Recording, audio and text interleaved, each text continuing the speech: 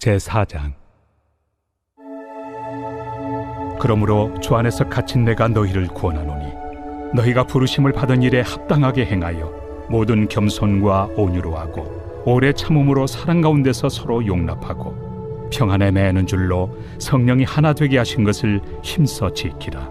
몸이 하나요 성령도 한 분이시니 이와 같이 너희가 부르심의 한 소망 안에서 부르심을 받았느니라. 주도 한 분이시요 믿음도 하나요 세례도 하나요 하나님도 한 분이시니 곧 만유의 아버지시라. 만유 위에 계시고 만유를 통일하시고 만유 가운데 계시도다. 우리 각 사람에게 그리스도의 선물의 분량대로 은혜를 주셨나니 그러므로 이르기를 그가 위로 올라가실 때 사로잡혔던 자들을 사로잡으시고 사람들에게 선물을 주셨다 하였도다. 올라가셨다 하였은즉 땅 아래 낮은 곳으로 내리셨던 것이 아니면 무엇이냐. 내리셨던 그가 곧 모든 하늘 위에 오르신 자니 이는 만물을 충만하게 하려 하심이라. 그가 어떤 사람은 사도로 어떤 사람은 선지자로 어떤 사람은 복음 전하는 자로 어떤 사람은 목사와 교사로 삼으셨으니 이는 성도를 온전하게 하여 봉사의 일을 하게 하며 그리스도의 몸을 세우려 하심이라. 우리가 다 하나님의 아들을 믿는 것과 아는 일에 하나가 되어 온전한 사람을 이루어 그리스도의 장성한 분량이 충만한 데까지 이르리니 이는 우리가 이제부터 어린아이가 되지 아니하여 사람의 속임수와 간산 유혹에 빠져 온갖 교훈의 풍조에 밀려 요동하지 않게 하려 함이라. 오직 사랑 안에서 참된 것을 하여 범사에 그에게까지 잘할지라. 그는 머리니 곧 그리스도라. 그에게서 온 몸이 각 마디를 통하여 도움을 받음으로 연결되고 결합되어 각 지체의 분량대로 역사하여 그 몸을 자라게 하며 사랑 안에서 스스로 세우느니라. 그러므로 내가 이것을 말하며 주 안에서 증언하노니 이제부터 너희는 이방인이 그 마음에 허망한 것으로 행함같이 행하지 말라. 그들의 총명이 어두워지고 그들 가운데 있는 무지함과 그들의 마음이 굳어짐으로 말미암아 하나님의 생명에서 떠나 있도다. 그들이 감각 없는 자가 되어 자신을 방탕에 방임하여 모든 더러운 것을 욕심으로 행하되 오직 너희는 그리스도를 그같이 배우지 아니하였느니라. 진리가 예수 안에 있는 것 같이 너희가 참으로 그에게서 듣고 또한 그 안에서 가르침을 받았을진데 너희는 유혹의 욕심을 따라 썩어져가는 구습을 따르는 옛사람을 벗어버리고 오직 너희의 심령이 새롭게 되어 하나님을 따라 의와 진리의 거룩함으로 지으심을 받은 새 사람을 입으라. 그런즉 거짓을 버리고 각각 그 이웃과 더불어 참된 것을 말하라. 이는 우리가 서로 지체가 됨이라. 분을 내어도 죄를 짓지 말며 해가 지도록 분을 품지 말고 마귀에게 틈을 주지 말라. 도둑질하는 자는 다시 도둑질하지 말고 돌이켜 가난한 자에게 구제할 수 있도록 자기 손으로 수고하여 선한 일을 하라. 무릇 더러운 말은 너희 입 밖에도 내지 말고 오직 덕을 세우는 데 소용되는 대로 선한 말을 하여 듣는 자들에게 은혜를 끼치게 하라. 하나님의 성령을 근심하게 하지 말라. 그 안에서 너희가 구원의 날까지 인치심을 받았느니라. 너희는 모든 낙독과 노함과 분냄과 떠드는 것과 비방하는 것을 모든 악의와 함께 버리고 서로 친절하게 하며 불쌍히 여기며 서로 용서하기를 하나님이 그리스도 안에서 너희를 용서하심과 같이 하라. 교회론에 대해서 에베소 교회에 대해서 계속 얘기하던 바울은 4장에서 이제 교리적인 원리를 계속 얘기하던 것에서 실천적인 적용으로 삶에서 어떻게 살아야 하는지를 4장, 5장, 6장에서 이야기하고자 합니다. 보편적으로 우리가 교리를 말할 때는 실천적인 부분이 약하다라고 얘기하고 또 실천적인 부분이 강한 곳에는 또 교리적인 부분이 약하다라는 얘기가 많습니다. 그런데 이 교리적인 부분과 실천적인 부분이 서로 조화를 이룰 때 그것이 가장 이상적인 교회의 모습입니다. 오늘 사도 바울은 성령의 은사들에 대해서 이야기합니다. 그의 서신에서 각 사람에게 은혜의 선물을 주시는 분은 하나님이시다. 이렇게 7절에서 강조하고 있습니다. 우리가 은혜의 선물, 은사를 받은 것은 우리가 노력해서, 우리가 열심히 해서, 우리가 간구해서 보다는 하나님께서 각 사람들에게 그의 분량에 맞게 하나님의 은혜대로 그들에게 주셨다라는 표현을 하고 있습니다. 이 은사의 종류는 성경마다 조금씩 차이가 있습니다. 다른 용어로 쓰거나 또 차이가 있습니다. 로마서에서는 예언하는 것, 섬기는 것, 가르치는 것, 권면하는 것, 구제하는 것, 다스림 등의 은사들이 나오고, 고린도전서에서는 지혜와 지식의 말씀, 믿음, 시인유, 능력 행함, 예언, 영들 분별, 방언, 통역 등의 은사들이 기록되어 있습니다. 그러나 또한 오늘 본문에서는 11절에 보면 사도, 선지자, 복음 전하는 자 혹은 목사와 교사의 직분을 언급하고 있습니다. 이 교회 안에서 은사를 가진 자들이 분명하게 많다라는 겁니다. 여기 오신 여러분들도 다 각각 자기의 하나님으로부터 받은 은사가 있습니다. 내가 하나님으로부터 받은 은사가 어떤 것인가? 그것은 내가 인지하고 있어야 합니다. 그러면 나는 잘 모르겠는데 어떻게 인지합니까? 열심히 기도하시고 성령 하나님께서 내게 주신 은사가 무엇인지 내가 깨닫도록 기도하셔서 그것을 깨달았을 때는 그것을 잘 활용하고 순종해야 합니다. 하나님께서 내게 은사를 주신 것은 그것을 활용하라는 의미로 주셨지 가지고 있으라는 것, 자랑하라고 주신 것이 아니라 그것을 잘 활용하라는 겁니다. 로마서에 보면 섬김, 가르침, 권면, 구제 이런 은사들이 있다고 했습니다. 섬김의 은사를 받은 자는 열심히 평생을 다해서 내 있는 걸 다해서 남을 섬겨야 하는 것이 하나님께서 내게 은사를 주신 목적이다라는 것. 구제하는 은사를 주셨다면 열심히 구제하는 겁니다. 그것이 하나님께서 우리에게 주신 은사의 목적이다라는 것을 우리가 잘 알아야 합니다. 22절부터 24절에 보면 옛사람을 벗어버리고 오직 심령으로 새롭게 되어 성령으로 새롭게 되어 하나님을 따라 의와 진리의 거룩함으로 지으심을 받은 새 사람을 입으라 이렇게 얘기하고 있습니다. 이 새 사람을 입으라, 새 사람으로 거듭나라 하는 얘기들은 바울 서신에 꼭 등장하는 겁니다. 그리스도로 말미암아 너희들이 옛사람을 벗어버리고 새 사람, 구원받은 자가 되었다라면 구습을 벗어버리고 새 사람이 되라고 지속적으로 얘기하고 있습니다. 이것이 변화된 자의 모습이라는 겁니다. 하나님께로부터 부르심을 받은 성도들이 그 부르심에 합당한 삶을 살 것을 사도 바울은 계속해서 얘기하는 겁니다. 하나님의 부르심은 어떤 겁니까? 하나로 부르셨습니다. 성도들은 하나로 부르셨다라는 것. 왜? 하나님이 하나이시기 때문에 만유 안에서 통일하시기 때문에 너희들도 하나가 되어야 된다. 또 하나는 거룩성입니다.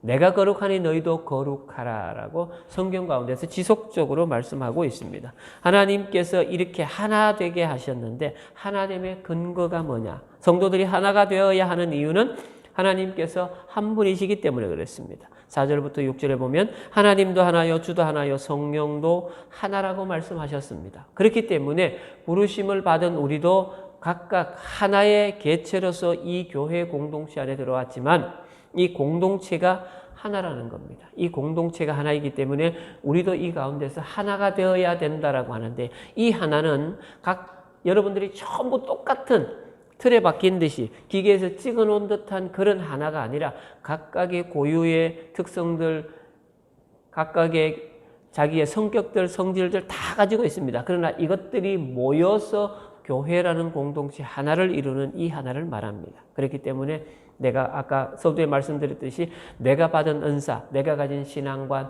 내가 가진 믿음을 잘 지키면서 교회 안에서 서로가 연합하여 화합하여 하나가 되는 것이 바로 하나님께서 우리에게 원하시는 하나됨의 근거다, 방법이다라는 것. 그 다음에 은사의 다양성에 대해서 11절과 12절에서 말합니다. 이 은사는 다양하지만 그것을 사용하고 그것이 연합하여 하나 되는 것 또한 하나님께서 우리에게 원하시는 것이다라는 것. 바울에 의하면 교회는 은사의 공동체입니다. 우리가 표면적으로 이렇게 겪어보시면 은사가 이 교회는 은사 사역하는 데다, 이 교회는 은사 사역하는 교회가 아니다라고 얘기하는 것이 뭐냐면 밖으로 드러났느냐 드러나지 않았느냐에 따라 달라지는 것입니다. 각각이 받은 은사는 다 가지고 있지만 그것이 밖으로 드러나고 활성화되고 내가 그것을 표현할 수 있느냐 없느냐에 따라서 달라진다라는 겁니다. 그렇기 때문에 바울이 얘기한 대로 교회 안에는 다 은사를 받은 자들이 있기 때문에 그것들을 내가 활용하느냐 활용하지 못하느냐에 달려 있다라는 것. 그리고 13절부터 16절에 보면 온전함을 위해서 교회와 성도들의 신앙생활이 어떠해야 하는지를 분명하게 얘기하고 있습니다. 하나이신 하나님을 중심으로 교회는 일치가 되어야 되고 은사의 다양성이 잘 조화를 이어서 더욱 풍성해져야 하고 또한 하나님의 경륜이 완전히 이루어질 때까지 계속해서 발전해 나가야 한다. 계속해서 거듭나야 되고 계속해서 우리가 더 훈련받아야 한다라는 얘기를 계속하고 있습니다. 그래서 우리가 성화의 과정이 필요한 것이 우리는 이미 다 되었다, 도착했다라고 여기지만 여전히 부족하고 나아갈 길이 참 많습니다. 그래서 우리에게 부르심에 합당한 성도의 삶을 살아라라고 얘기하고 있습니다. 오늘 보면 17절부터 32절에 보면 옛사람과 새사람이라는 작은 타이틀이 있습니다. 이전의 모습과 그리스도를 만난 이후의 모습을 비교하면서 이렇게 변화되어야 된다라고 계속해서 얘기하고 있습니다. 새로운 삶의 근거를 17절부터 24절에서 얘기하고 있는데요. 구원받은 성도가 새로운 삶의 방식으로 전환해야 한다라는 얘기를 하고 있습니다. 너희들이 예수 그리스도를 너희들의 구세주로 고백한다면 이전의 삶은 세상 육신적인 것을 쫓아 살던 사람이지만 이제부터는 그리스도 성령을 쫓아 삶을 살아야 하기 때문에 바뀌어야 한다는 것입니다. 이방인으로 있을 때는 그러니까 선택되지 못한 자, 축복에서 멀어져 있을 때는 너희들이 육신을 쫓아 무감각해지고 방탕하고 욕심에 찬 삶을 살았다면 이제 하나님의 특별한 경륜으로 인하여 성도가 된 이후에는 예수 안에 있는 진리를 따라서 그리스도를 배우고 그분에게서 듣고 보고 배운 바를 그대로 행하고 실천해야 한다라는 것을 말합니다. 이것이 우리가 새 사람으로 거듭난다, 새 사람을 입었다 이렇게 얘기합니다. 25절부터 32절에 보면 새로운 삶을 위한 구체적인 지시들이 나옵니다. 25절에는 거짓을 버리고 참된 것을 말하며 그리스도의 몸으로서 교회를 섬겨라 이렇게 말씀합니다. 26절과 27절에서는 분노함으로써 범죄에 이르지 말 것이니 그래서 사단이 기회를 타서 공동체의 불화를 일으키기 때문이다라고 얘기합니다. 우리의 마음이 평안할 때 어떻습니까? 옆 사람하고 관계도 좋고 가족 간의 관계도 좋고 모든 사람하고 관계가 좋습니다. 근데 내 마음에 분노가 일고 미움이 일고 시기와 질투가 일어나면 어떻습니까? 갈라지기 시작하고 분열되기 시작하고 관계가 깨어지기 시작합니다. 그래서 그것을 새로운 삶 그리스도로 말미암아 너희가 거듭났다면 그것을 주의해서 행하라. 그리고 28절에 보면 도덕질을 하지 말며 오히려 이웃에게 선한 일을 행하라고. 이웃에게 선한 일이라는 게 무엇입니까? 내가 하고 싶은 것, 내가 갖고 싶은 것, 내가 누리고 싶은 것을 다른 사람이 누리게 해주는 것이 바로 선한 일입니다. 29절 네 번째로는 입으로 더러운 말을 하지 말고 선한 말을 하여 사람들에게 유익을 주어야 한다. TV를 보다 보면 가끔씩 이렇게 다른 사람에 대해서 얘기할 때 장점과 단점을 얘기해야 될 때도 있습니다. 그런데요, 어떤 분은 보면 단점을 얘기해야 됨에도 불구하고 계속해서 지속적으로 장점만 이야기하시는 분들을 볼 때가 있습니다. 아니, 저분은 장점과 단점을 다 얘기해 주라고 불러놨는데 비싼 돈 주고 불렀는데 왜 장점만 얘기하고 단점은 얘기하지 않을까라는 의구심이 들 때도 있는데요. 그분은 지속적으로 장점만 얘기하지 않습니다. 그런데 다 끝이 나고 났을 때 그분의 입에서 장점이라고 얘기하지 않은 부분들은 어떤 부분일까? 미처 못한 부분도 있겠지만 저분이 개선을 하면 좋겠다. 단점으로 우리가 인지될 때도 있다라는 겁니다. 굳이 단점으로 얘기하지 않아도 저분에게서는 이런 단점이 있다라는 것. 그렇기 때문에 우리가 말을 조심하고 오늘 말씀대로 입으로 더러운 말을 하지 말라는 겁니다. 더러운 말이라는 것은 내 속에 더러운 것이 있기 때문에 그것이 드러나는 것이라는 거죠. 이것을 조심하라고 말합니다. 30절에 보면 성령을 근심하게 하지 말아야 합니다. 성령께서는 성도들의 구원의 보증이 되시는 분입니다. 그렇기 때문에 성령을 근심하게 하지 말라는 것은 성령께서 우리에게 감동을 주시는 대로 지시를 하는 대로 그대로 살아가라는 겁니다. 우리가 어떻습니까? 우리 주변의 사람들을 볼 때 어떤 사람이 염려스럽습니까? 이렇게 살았으면 좋겠다라고 권면하고 가르쳤는데 그대로 가지 못하고 자꾸 자기 방식대로 가는 사람들이 있습니다. 그 길은 아닌데 위험한 길인데 뻔히 아는데 그 길을 자꾸 가는 그런 사람들을 볼 때 근심하고 염려합니다. 성령께서 우리에게 분명하게 거듭난 자로서 살아야 될 모습들을 우리에게 가르쳐 주셨습니다. 그 모습대로 가야 되는데 그 모습대로 가지 못하고 자꾸 왔다 갔다 하다 보면 성령께서 근심하게 되는 것입니다. 우리에게 주신 은사를 바르게 사용해야 됨에도 불구하고 나를 드러내기 위해서 사용하는 경우들이 간혹 있습니다. 그런 경우에는 성령이 근심하게 되는 것입니다. 31절과 32절에서는 악독과 노함과 분노를 밖으로 표출하여 떠드는 것, 회방하는 모독적인 은사 등의 모든 악의에 대해서 불쌍히 여기며 인자하게 대하고 용서해야 한다라고 말합니다. 여러분, 우리의 마음속에 다른 사람에 대한 것 정말 우리가 상처를 받거나 충격을 받은 일이 있을 때 어떻습니까? 나는 용서했다라고 얘기합니다. 왜? 아이고, 그만 저 사람 이제는 그만 놔줄란다라고 얘기를 했지만 사실은 시간이 지나고 나면요, 또 그게 불쑥불쑥 올라옵니다. 왜냐하면 용서를 한 것이 아니라 묵인해 준 거, 그냥 무시해버렸기 때문에 그것이 불뚝불뚝 올라옵니다. 용서를 하면 어떻습니까? 그 사람을 보든 그 상황을 다시 겪든 간에 마음에 이 파도가 일지 않습니다. 주님께서 우리에게 용서하시라고 말씀하신 것은 바로 그런 것입니다. 요한복음 21장에서 예수님께서 자신을 3번이나 부인하고 배신해서 갔던 그 베드로를 찾아가셔서 어땠습니까? 3번이나 회복시켜 줍니다. 예수님의 마음에 그 명령을 주면서 내 양을 먹이라, 내 양을 치라, 내 양을 먹이라 말씀하시면서 어떻게 했습니까? 아유, 저기 또 내가 지 마음에 수틀리면 또다시 나를 배신하고 갈 건데 이미 불뚝불뚝 올라오는 것이 아니라 평온한 가운데서 그 명령을 하셨다라는 것은 완전한 용서가 이루어졌다라는 겁니다. 용서를 비는 것도 있습니다. 내가 다른 사람에게 잘못이 있어서 용서를 빌어야 될 때 내가 그 사람한테 가서 미안합니다. 그 말 한마디로 끝나는 것이 아닙니다. 그 말들로, 그 행위들로 인해서 받았을 상처에 대해서 내가 그것까지도 보상을 해야 그 사람에게 용서를 구하고 행해야만이 온전한 용서를 구하는 것이 됩니다. 용서를 한다는 것조차도 말로만이 아니라 정말로 내가 그 사람 앞에서 내 표정과 내 말과 행동이 저분이 정말 나를 용서하셨는 것 같아. 그리고 그것이 그 일 이후로 1년, 2년, 3년이 지났을 때 상대방으로 말미암아 그 일로 말미암아 내가 그 사람을 봤을 때 불편하지 않아야 진정한 용서가 이루어졌다라는 것입니다. 분명하게 주님께서 성령을 통하여 우리에게 행하라고 말씀하시는 것, 거듭난 자로서 삶을 살아라, 새 사람으로 삶을 살아라. 이것은 분명하게 우리가 바뀌어야 되고 변화되어야 한다는 것. 이전에는 용서하지 못했는데 과거에 부흥사를 하시는 분들이 많은 표현들을 했습니다.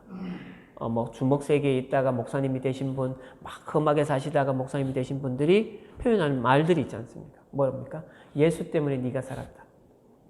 왜? 예전에는 교회에서 집회를 하다 보면 동네 안 믿는 아주머니들, 할머니들이 이제 초청받아서 옵니다. 그러면은 그 남편분들이 술 먹고 뒤에 와서 문 열고 소리 지르고 한 분들이 참 많았습니다. 저 어릴 때만 해도 있었습니다. 그때 강사분들이 뭐라고 합니까? 아이고, 저 인간 저거 내가 예수만 안 믿었으면 벌써 죽었다. 예수 믿었기 때문에 내가 바뀌었다라는 겁니다. 예수 믿었기 때문에. 내가 예수로 말미암아 거듭났기 때문에 변화되었고 새 사람이 되었다라는 것을 우리의 입술로 늘 이야기할 수 있어야 합니다. 내가 예수 믿기 때문에 내가 니한테 진다. 내가 예수 믿기 때문에 내가 니한테 밥 산다. 내가 예수 믿기 때문에 내가 너한테 더 많이 준다. 이것이 내 삶이 되어야 내가 진정으로 성령으로 거듭난 사람, 하나님에 의해서 내가 새롭게 태어난 자가 될 것입니다. 여러분들이 앞으로 그러한 삶을 사시면서 자신을 더욱더 주님께 가까이 가도록 만드는 거룩한 자 되시기를 바랍니다. 기도하겠습니다. 사랑의 하나님 감사합니다. 하나님, 오늘 바울 사도는 에베소 교회를 통해서 너희들이 말씀으로 그렇게 가르치고 배운 대로 하나씩 삶에서 실천하라고 말합니다. 우리가 쉽게 생각하고 우리가 간단하게 생각했던 것들로 말미암아 다른 사람들은 상처받고 실족하고 넘어질 수 있습니다. 우리의 입술을 통하여 드러나는 것은 성령의 것이 드러나게 하여 주시고 우리를 통하여 행하게 하시는 모든 것들이 성령을 통하여 우리들에게 명령하신 대로 행하게 하여 주시옵소서. 나를 드러내기보다는 주를 드러내는 삶을 살아서 주님께서 우리들에게 원하시는 그 삶을 살아서 우리가 거룩한 성화의 삶을 살게 하여 주시고 우리가 하나님의 이름으로 모든 것을 능히 감당할 수 있는 주의 거룩한 자녀 되게 하여 주시옵소서. 하나님 우리에게 주신 하루하루를 은혜의 날로 살게 하시고 주님의 자녀로서의 삶을 살게 하여 주시옵소서. 하나님께서 거룩하게 오늘도 우리들에게 주신 이 축복의 날이 진정한 축복의 날이 되게 하여 주시길 간절히 소망하며 예수님의 이름으로 기도합니다. 아멘.